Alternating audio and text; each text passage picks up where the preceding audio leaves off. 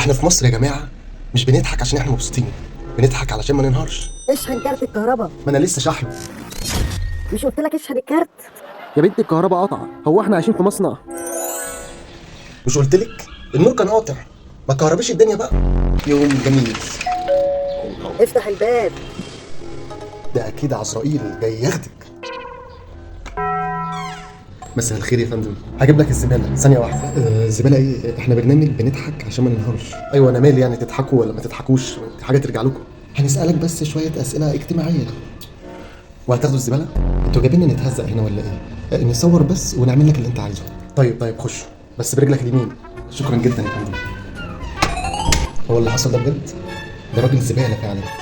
مش معقول يا فندم خفه دمك دي. يا رب يا ساتر، شكله يوم اخبر.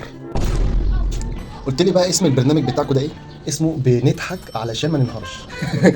ما تهزرش. لا ما تهزرش، وبالذات قدام الكاميرا. ده ايه اليوم ده؟ طب خلاص يلا ما تكترش. يلا نبدا. يلا دور.